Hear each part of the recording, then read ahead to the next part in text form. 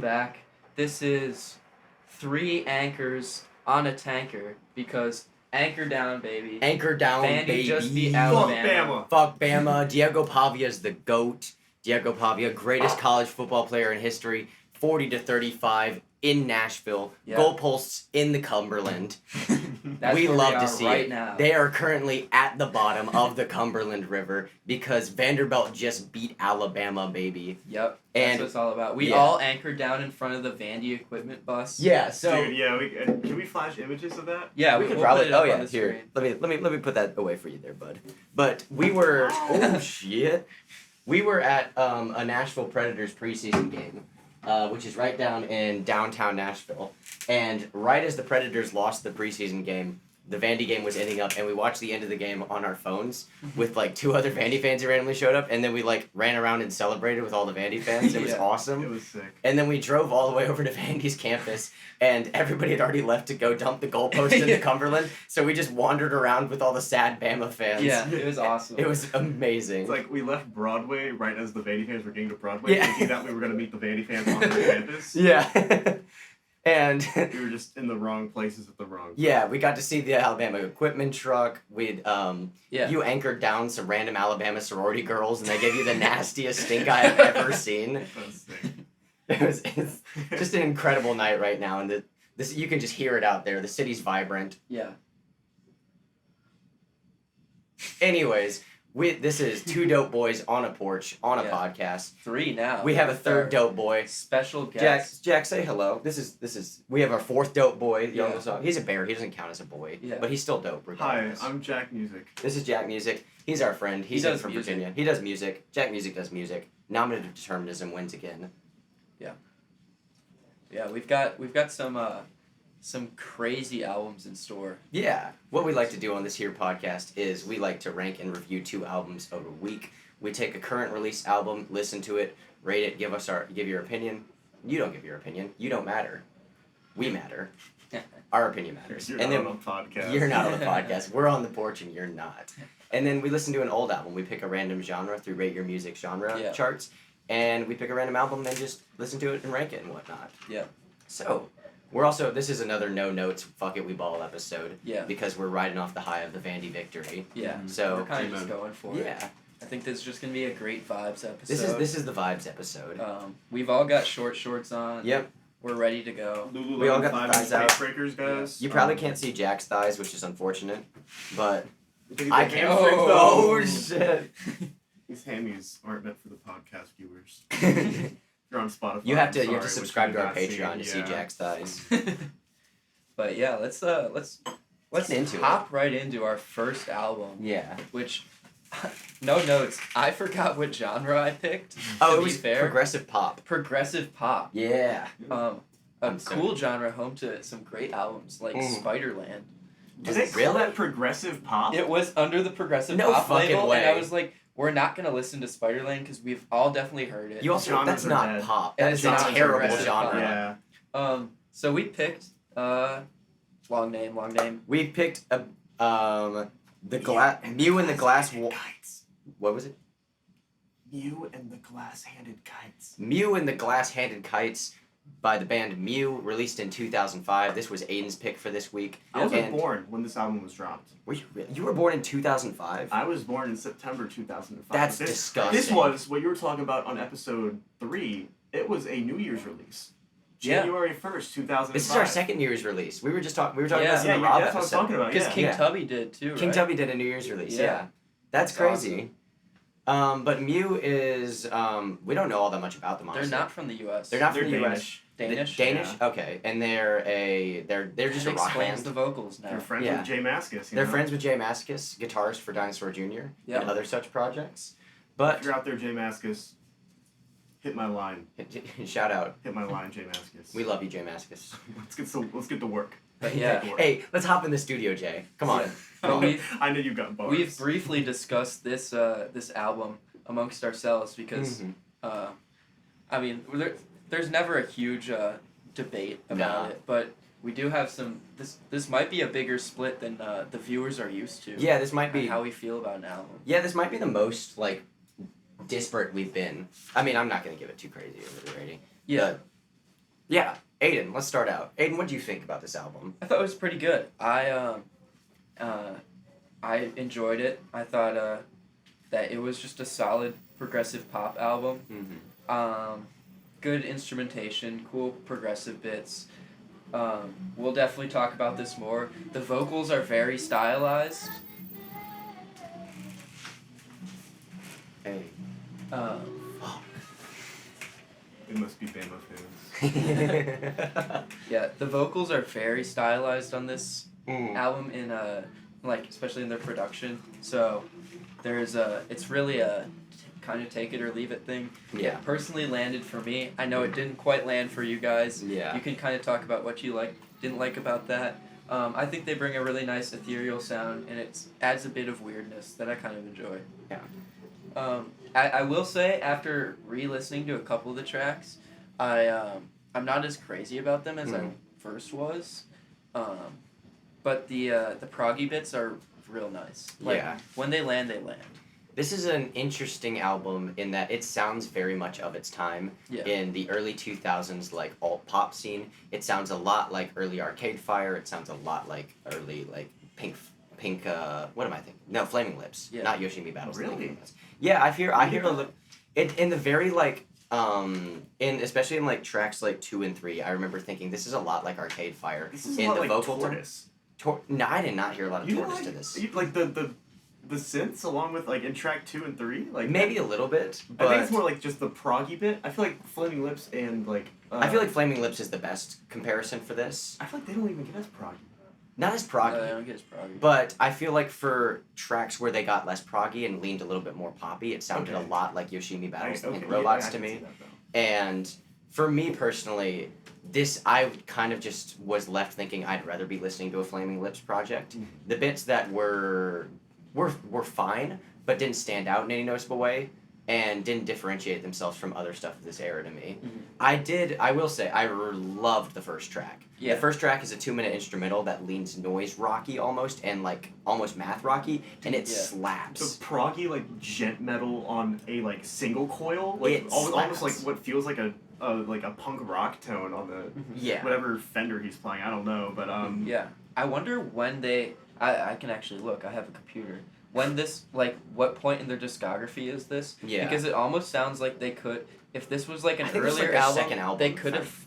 I feel like it's a sound that they could have flushed out more and really made great. Yeah. So we haven't listened. I don't think any of us have listened to any of their newer stuff, but that's something I'd be willing to give a try to hear what they took and did with this. Yeah, and I just wanted a lot more of that math rocky sound for this album, and I think a lot of the tracks that sounded stale and not so great kind of played into those tropes that became like really well done by bands like Arcade Fire and Flaming Lips. Yeah, even like the weirdness that you get on like past review albums, Sung Tongs, which is around the same era as well. Oh, what a great record! Yeah, like they kind of do a similar not quite proggy thing, but like weirdness in production style. They're in the same space, and Sung Tongs is a good representation of what it's like to get weird within a genre and be interesting. And I feel like this is a good example of it just not doing a lot interesting with that genre. I don't know, Jack. What else do you think about this record? So, I've had my initial thoughts are like, wow. The vocal style, I wish they would have it doesn't flow well in English to me. I think like a lot of the syllables are a lot of like just off. So I think I want to hear what they would sound like if they actually just sung in Danish. Yeah. Oh, yeah, that would be cool. I think that would like a Sigur Rós. Yeah. So I'm not sure, but like also, I think I might just be taking it too seriously. It's like lyrically wise, because I remember writing down a lyric which I was like, wow, this is awful. So I think at the end of the day, it is still a pop album. Yeah. And it lyrically sounds like a pop album. Yeah. But it's really grandiose in that Arcade. That's what drew me to Arcade Fire as well. It's really grandiose in an annoying way, like Arcade Fire can get. I kind of liked how anthemic it got in some of these. I can't get. The anthemic parts did not get me. Yeah. It's like triumphantly they sing, "We are the defenders of jazz ballet." People say when they see us. See, I like that. I love that lyric. That just then like the Zookeeper's Bay. I was taking it too seriously when I listened to it. I guess we're like in retrospect, it's really fun. Yeah, like it is very Flaming Lips and very like Yoshimi battles pink robots, but it's man, on the first listen, after hearing the first 3 tracks just absolutely pound. I think the takeaway is that they could have gotten more absurdist. Yeah. And it was also, did you guys feel like this album was too drawn out? Because it's about an hour and a I half. did feel like it was too drawn long. out. It felt like they threw a lot at the wall, and I think for me personally, a lot of it didn't stick. Yeah. But I respect the overall vibe of it, but for me, it's just not one that's I'm gonna be going back to a lot. Yeah. Yeah. What'd you rate this one? I didn't think about that beforehand. Do I pivot and randomly introduce my rating scale? Well, I think you could do both. I can do both. Can you do like possums? Like Possums. possums? This record gets 6 possums. Hmm. No, I'll just stick with the basic rating scale. I'll give this a 2.5. I think it's a very medium. How many possums is 6? Out of how many is this rating scale? Poss- 8 possums. 6 out of 8 possums. 6 out of 8 possums. Dude, and that translates to a 2.5. Yeah. Yeah. Okay, I gave it a 3.4. It's because they're nocturnal. I guess I would have the most to criticize about it, but Mhm. it feels like I'm actually about to give it the highest score. You I'm might. gonna give it a 3.5. Oh, Okay. one up me. I thought it was fun. I saved a couple songs. Yeah. Yeah. That Uh, first track is Circuit Trooper gas. Wolf is gas. So that's both of your Well, favorites. Yeah. actually, I don't even know. I think it might even be the 3rd track. The Jay one Mascis one? I think he actually sounds good in the harmony. I think he kind of cuts through that sort of ethereal and sort of takes a little bit more from it. So that's what I told Samuel after that track. I was like, I didn't get Jay Mascis for the first 20 seconds of his verse, and then it clicked for me, and I was like, this makes sense. It works. Yeah. I thought the tremolo guitar on that track was really cool, but I don't know, it just the melody didn't do anything I for think me. the one I'm going back to the most though is Louisa Louise. Yeah, okay. I did. That was my 3rd favorite track. That's Yeah, the one that I know. I like that one. They did do a cardinal sin in my book, which is Get a load of this guy. when they got non-diatonic, the vocal followed the root note of the chord and the bass line, and they did absolutely no counter melody. This guy doesn't like vocal jazz. And no, it wasn't even. That's the problem. There was It no wasn't vocal tension jazz. release. Yeah. It was just following the chords. And okay, that's nitpicky, Jack. I noticed that too. And Yeah. that See, I thought that was made me I thought mad. that was fun. I was pissed. I'm I taking, noticed it I'm and was taking pissed. Theory 4, and it sounded kind of like serialism, and I thought that was kind of cool. I hate serialism. Yeah, serialism is usually lame. I'm sorry. But I kind of, it gave me some, interest in, where his vocal was gonna go. I don't know if Never that... went anywhere. Yeah, but it's where... It's you don't know. It's ooh. Ooh. What note is he gonna hit? So He could hit any of. There's 12 of them to choose Yeah. from. He could hit any of them. he hits the secret 13th note, and you're like... Ooh, fuck. He pulls out the King Gizzard Lizard. Yeah, Wizard. yeah. We're the same Microtonal person. banana. Yeah. But yeah. So yeah, that was Mew. I still don't remember the album name, but it's the Mew album. Mew album. Check out the Mew album. Yeah. We'll remember it and you'll see it. Something you and the glass. and glass kite. hand. Glass If only I had it animals. written down on my Glass-handed notebook. kites. Heat Wave by Glass-handed Glass kites.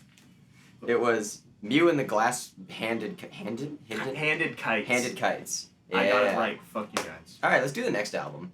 Let's do a better album Hey, Mr. Shepley. with a better artist. Hey, Mr. Shepley. All right, their next album was the new pick, and this new album is the new release from Australian noise artist Uboa. It's called Impossible Light, and this is a hell of an album.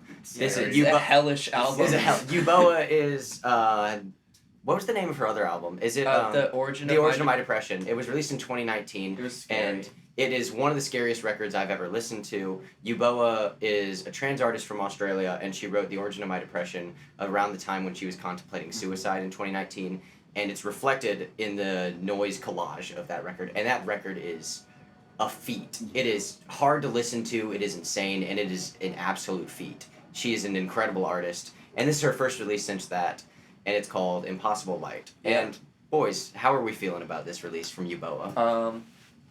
It's still scary. It's so It's very it's scary. really- so scary. This one is very daunting to get into. It took me a couple tracks to really get it, and I got to track 5, and I was like, I see the vision. Mm. Like Yeah. you kind of have to sit back and just accept the album for what it is. Yeah. Because it's really visceral, like really visceral. No bangers. It's I noise disagree. art. I disagree. Well, accordion work, but yeah. we'll get to that later. Yeah. I think this record is such an interesting step forward for Uboa. Oh, for sure. Yes. She, The Origin of My Depression is such a powerful work, and this one is also powerful, but it does a lot more. Like there's some tracks that feel a lot more like doom metal. There's some tracks that are almost have a melody to them. There's some wonderful tracks on this thing, and it flows together really beautifully as an album. And I think it's such a great step forward for her. Yeah. And Uboa is just an artist I think we're lucky to have an artist like this. Oh, yeah. I think her work is just challenging in a way other music isn't. Yeah, it's really unique. Yeah, and it's just stuff that makes you think about music differently. Yeah. It's like art house films, but music. Yeah. It's art music. It really is. It's beautiful stuff. Yeah, I think the especially the industrial bits that it hits. Yes. And some of the riffs Yeah. are just like really rich and just like tickle your ear in such a nice way.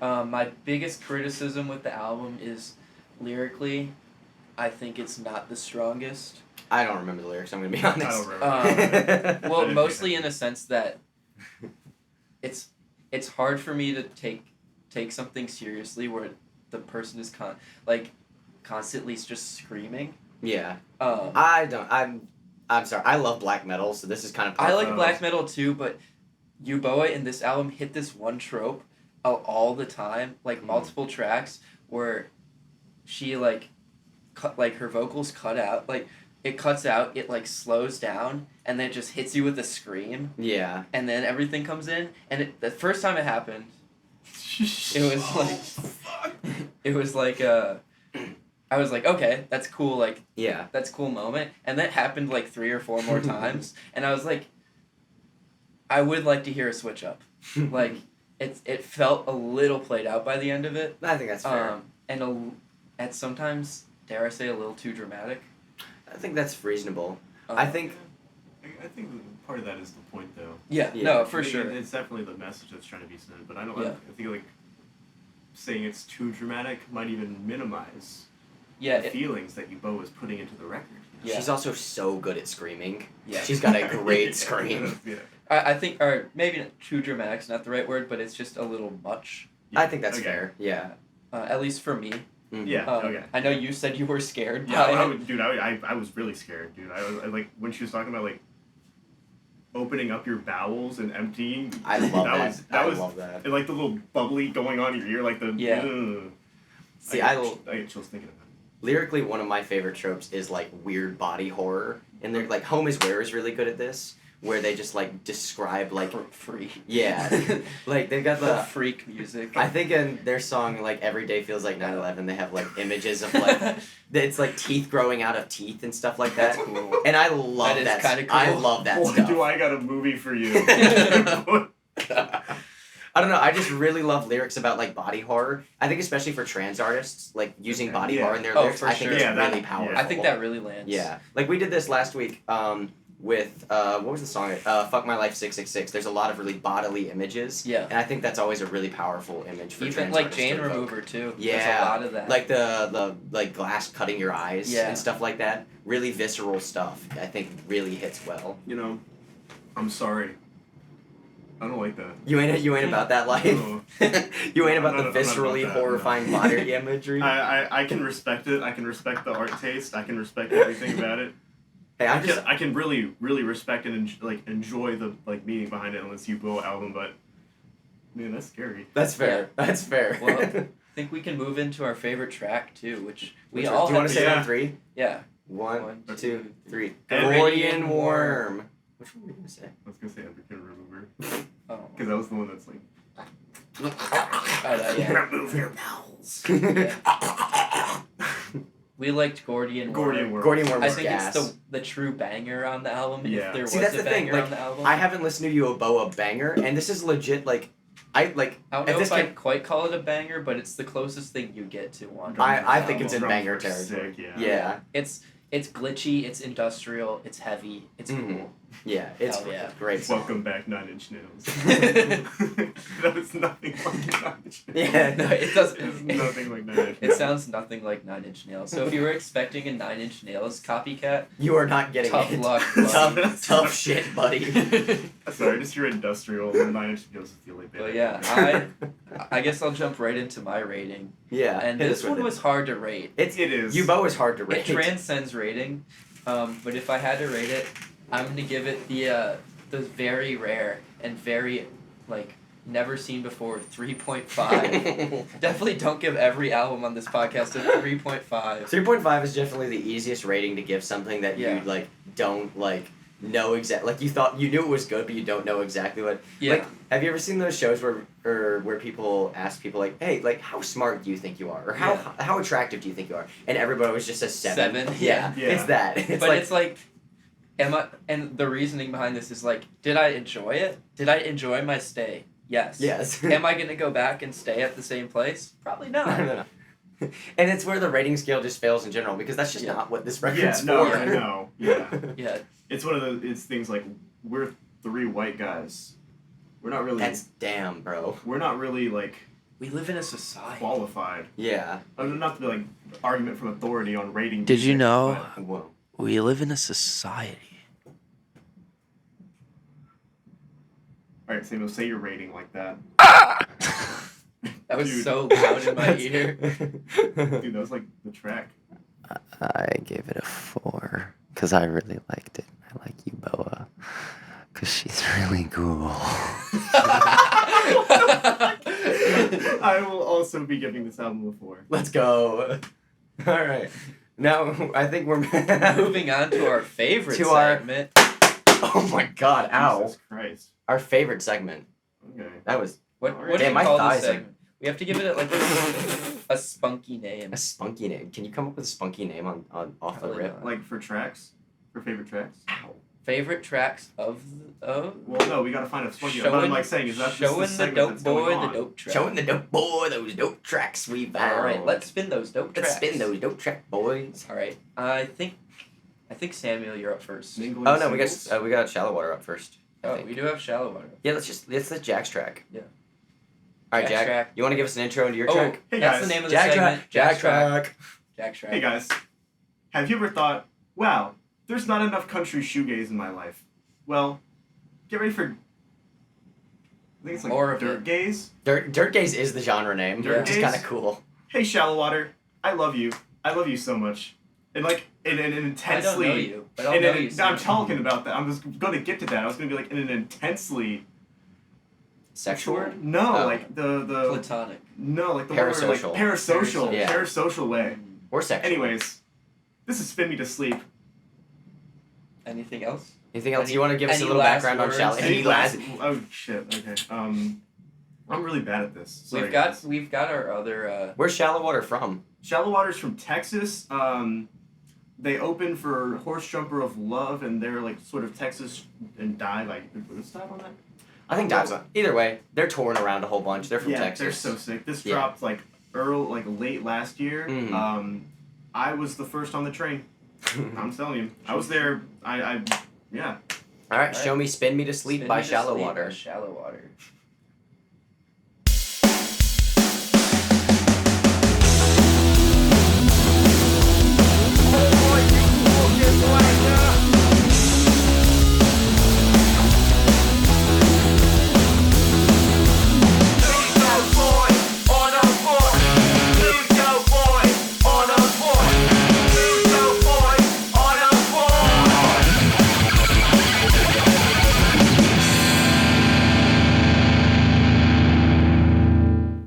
Aiden added that to his playlist. Yep, like that's a before the playlist drop even happened. But yeah, Yeah. Shallowater's like sort of this shoegaze band that's like sort of this modern age shoegaze, Yeah. like a country western, Tagabo, like Dutch Interior. We showed Dutch Interior. Yeah. We talk about Dial We Up love Ghost a lot Dutch on this. Interior. We like this genre a lot. Yeah. This is Yes. this I is will the say- shit. I thought of analogy while I was listening to it, and it sounds like I'm frolicking in a field of daisies, and then I get hit by a bulldozer. Yes! Okay, But it's really cool. Like, but it's a great really time. sick bulldozer. Yeah. Oh man, but the entire album, it's so hard to just pick one. I just picked Spin Me to Sleep because I was That like, was a that's great pick. because Like, that's I like love that. Oh my god. But like, I think every track on there has something special. Yeah. Like Laredo, Birdshot, Angels, Lonely Sea, like everything on there has something special about that song. And his tones! Oh Yes. my god! It's not beautiful. only the guitar tones, but the drum tones. Yeah. The snare tone on this album is how a snare tone should sound. That was beautiful. It's got tonal, and it's also punchy and has a good transient. And the clean guitar sounds so good, and then the The wall of riffs. sound fuzz Yeah. is great. Yeah, the little riffs, they're almost Midwest emo-y at Does times. yours have a wall of sound in you? I don't know, whatever in I got. in your track? In your track that you picked. Mine's recorded in a blender. Mine's awesome. Okay. Yeah. We might all have wall of sound tracks. Yeah, but no, absolutely check out Shallowater. That's a fantastic track, fantastic record, great band, Yeah. great pick by Yeah. Jack Music. Yeah. All right, on to our next one. This is my pick for the week. It's called Soft Shape by Empath. I found Empath from a band we love, Dial Up Ghost website, where they recommend some of their favorite records. And Empath is a lo-fi project out of Philly, and this is their 2019 record that I don't remember the name of, but they're really into like synths, and like it just kind of sounds like it was recorded in a blender, like I just said. It's real loud and punchy, and just kind of a real great time. So yeah, Soft Shape by Empath.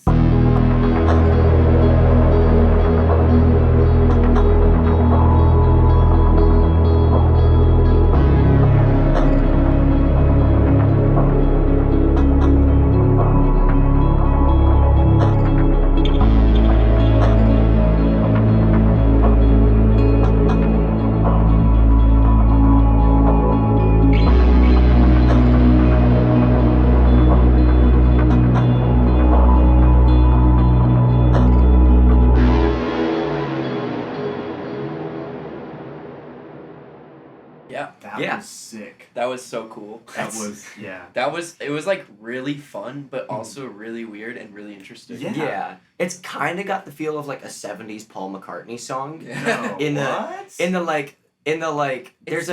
there's a danciness to it. Yeah. there's a real that Okay. kind of way to it. Whoa, okay. And Yeah, but in it's that so way. percussion heavy, and Yeah. it's real synth. It's such a weird little track that's so groovy and fun. Yeah, Jack said, like, in the middle of it, he's like, it sounds like the kick drum was recorded with the little mic on the Apple headphones. the Yeah, drums are so loud. I wonder Everything if is the squished. Yeah, I wonder if the drummer got back the final mix and was like, "Oh, yeah, okay." Cool. That's not what I did. That's- Yeah, they just, like, took a compressor and, like, turned the knob all the way and was like, yep, that's it. That's the drums. But it works. Oh, it it's works great. very well, and it's unique. This is a very industrial episode for us. Yeah, I know. This is cool. Good for us, guys. Hey, We're Don't so. we This is a gorgeous? blue collar episode. good for you. Good for you.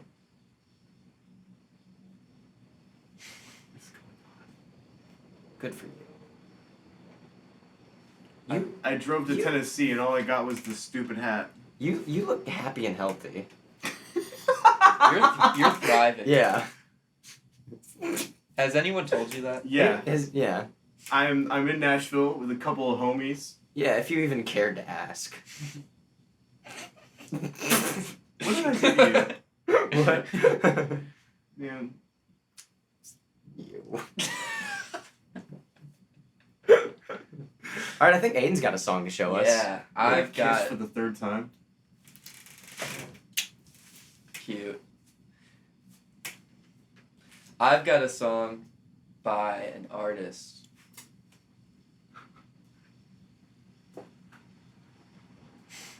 This artist is named Quannic, all lowercase, and they're signed to Dead Air Records, the label that houses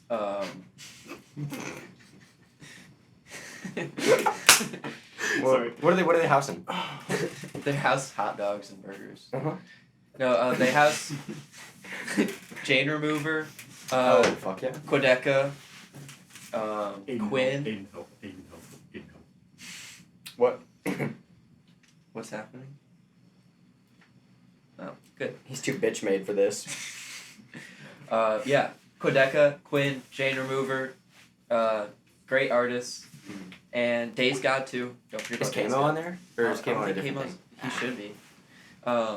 Quannic I know is open for Jane Remover a lot, and they kind of blend like the hyperpop sound with like shoegaze and also with like there's you'll hear Deftones in there for sure. So it's got like hyperpop chorusy vocals with like Deftones guitars Heck with yeah. wall of sound, and the drums. Let's get a nerd alert going. Nerd alert. Quannic uses FL Studio, and I can tell because FL Studio has a clipping algorithm that makes kick drums hit really hard, especially when they're like clipped, where they take all the sub information and it goes to the kick drum.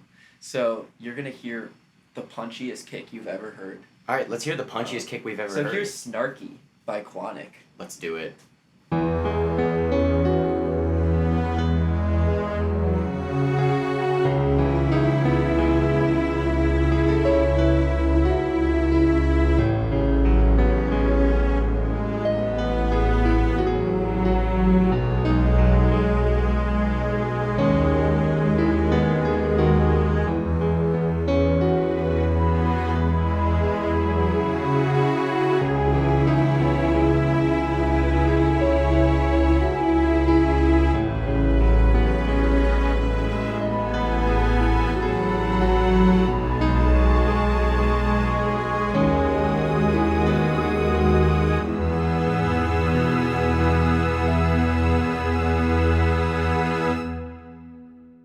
There we go.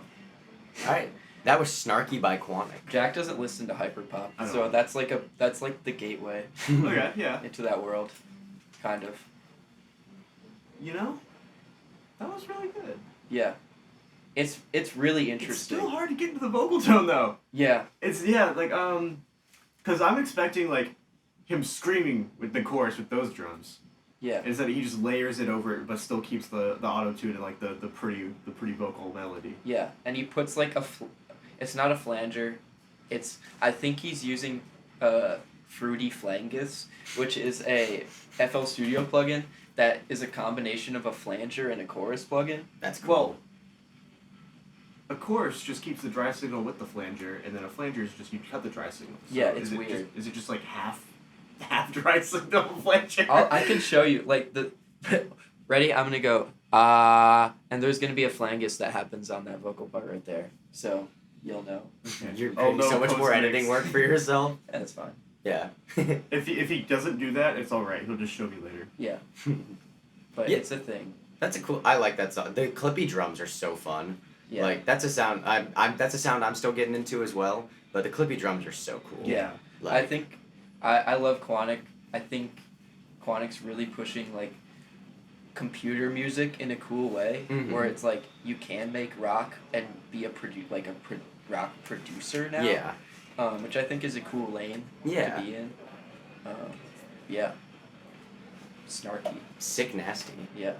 All right. I want to get back to my boy Nathaniel Spitzer soon. Hang out with my sweet baby boy. So we'll probably cut it here. Boys, any closing thoughts?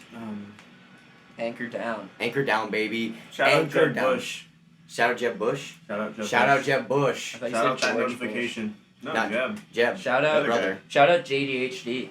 Hey, that's who just You texted you me. wouldn't have George Bush without Jeb Bush. Yeah. Shout out Is Jeb that true? Bush for throwing the Florida election for yeah. He just texted me. Was Jeb Whoa. Jeb was the governor of Florida when George won by 600 votes in Florida. Cool. Oh, Yeah. I didn't know. Yeah. I mean, it shout wasn't. out. Shout out Jesse the Body Ventura. Shout out Jesse the Body Ventura. Shout out Ross Perot. Shout out Shallowater again. Yeah. Shout out Hayden Pedigo. Shout out him. Pedigo? I still don't I don't know either, but he's The intro to the live in Amarillo's is Pedigo. Pedigo. It's Shout out Pedigo. Hayden Pedigo. Yeah. Great guitarist. What else? Oh, shout out Chit Chat. Shout out Chit Chat. Shit Chit Chat. But most importantly, anchor down, Anchor baby. down. Anchor down. The tide will never roll again. Yeah. Have a good night, y'all. Peace.